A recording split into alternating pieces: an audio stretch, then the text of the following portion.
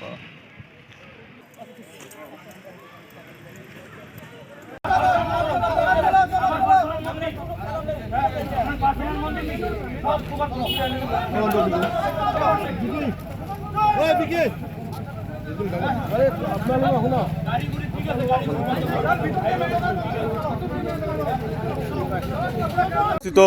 বচিদাত কালী মন্দিৰত আজি ৰাতিপুৱাৰ ভাগত শুনা পালোঁ যে ইয়াতে যিটো আমাৰ সমাজত নচলে তেনেকুৱা ধৰণৰ কিবা এটা মাংস মন্দিৰৰ ভিতৰত মাংসৰ টোপলা এটা দলিয়াই কোনোবা দি থৈ গৈছে কোনোবা দুষ্কৃতিকাৰীয়ে।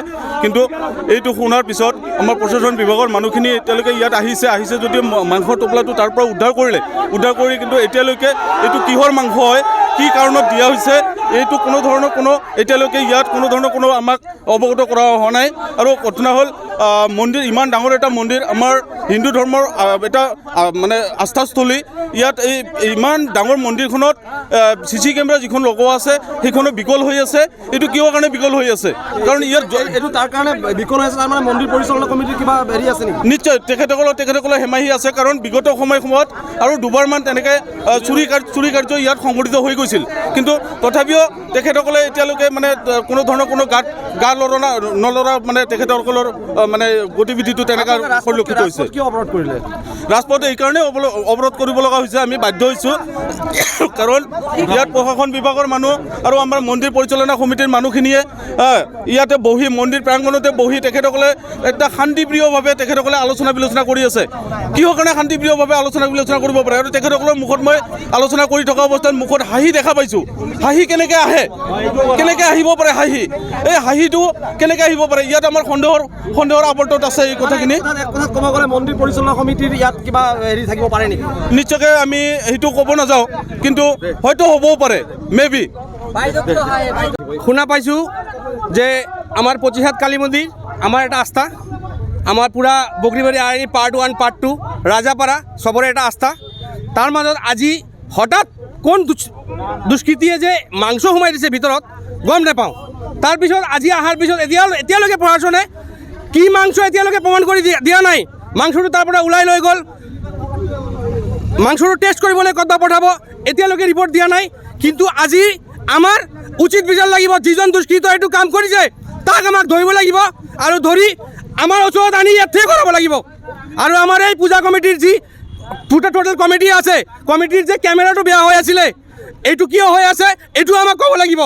আপুনি তাৰ ব্যৱস্থা হিচাপে আজি কি প্ৰতিবাদ ৰাজপথ অৱৰোধ? আমি ৰাজপথ অৱৰোধ কৰা নাই, আমি মেছেজটো চবকে দিব বিচাৰিছোঁ। আমাৰ আইনি পাৰ্ট 1 পাৰ্ট 2 ৰাজাপাৰা যিমান আছে আমাৰ হিন্দু সমাজত সেইটো মেছেজ দিব বিচাৰিছোঁ যে ইমান এটা অবৈধ কাম হৈ গৈছে, এতিয়াও আমাৰ ৰাইজ একোৱে গম পোৱা নাই। সেইটো কাৰণে আজি আমি ইয়াত বহিবলৈ বাধ্য হৈছোঁ।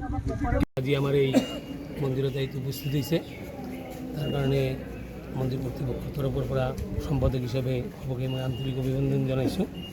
আজি আমাৰ মন্দিৰত পুৱাতে এনেকুৱা এটা ঘটনা সংঘটিত হৈছে, যিটো হয়তো আপোনালোকে ইতিমধ্যে গম পাইছে। কি হৈছে ঘটনাটো হৈছে এটা টোপোলা আমাৰ মন্দিৰৰ কৰ্মী আহি মন্দিৰ চৌহদৰ ভিতৰতে, অৰ্থাৎ মন্দিৰৰ ভিতৰতেই প্ৰত্যক্ষ কৰি মোক খবৰ জনালে। মই লগে লগে আহিলোঁ, তাতে অলপ কিবা তেজৰ চেকুৰাৰ নিচিনা দেখা গ'ল। লগে লগে মই আমাৰ কাৰ্যকৰী সভাপতি, আমাৰ সহ সম্পাদক আৰু ওচৰ পাজৰে যিবিলাক আমাৰ সদস্য আছে তেওঁলোকক মাতিলোঁ। তেওঁলোকে কোনোবা হয়তো আহোঁতে অলপ পলম হৈ গ'ল, কাৰ্যকৰী সভাপতিৰ লগে লগে আহিছে, তেখেতৰ লগত পৰামৰ্শ কৰিলোঁ। তেখেতে ক'লে বস্তুটো আগত কি আছে, ভক্তিটো কোনো বস্তু এনে থৈ যাব পাৰে, ঠিক আছে আগতে আমি তেনেকুৱা হেৰি নকৰি বস্তুটো অলপ বাহিৰত লৈ চোৱাটোৱে ভাল হ'ব নেকি, সেই হিচাপে তেওঁ কৈ ওলাই গ'ল। লগে লগে আমাৰ সহ সম্পাদক তাপস ঘোষ মহোদয় আহিলে, তেখেতে ক'লে যে এই বস্তুটো অলপ বাহিৰত লৈ মই চাওঁ। বহি চাওঁটোৰ লগে লগে দুটা মাংসৰ টুকুৰা তাত দেখা গ'ল, আৰু এইটো লগে লগে প্ৰশাসনক অৱগত কৰা হ'ল। বগৰীবাৰী থানাত OC আৰু উচ্চ পদস্থ বিষয়া DPO ছাৰ, কোকৰাঝাৰৰ পৰা পুলিচৰ বিষয়া, আমাৰ পৰ্বতঝৰাৰ মাননীয় SDO মহোদয়া আহি উপস্থিত হৈছে। সবলৈ ঘটনাৰ অনুবেক্ষণ কৰি তদন্ত কৰি যিটো বিধ ব্যৱস্থা লোৱা যাবি বুলি আমাক অৱগত কৰাইছে। তেওঁলোকে অনুসন্ধান চলাই আছে। এইখিনি মোৰ ফালৰ পৰা কথা। এই দেখা গৈছে যে ইয়াৰ পূৰ্বেও কেইবাটাও ঘটনা এনেধৰণে সংঘটিত হোৱাৰ অভিযোগ আহিছে।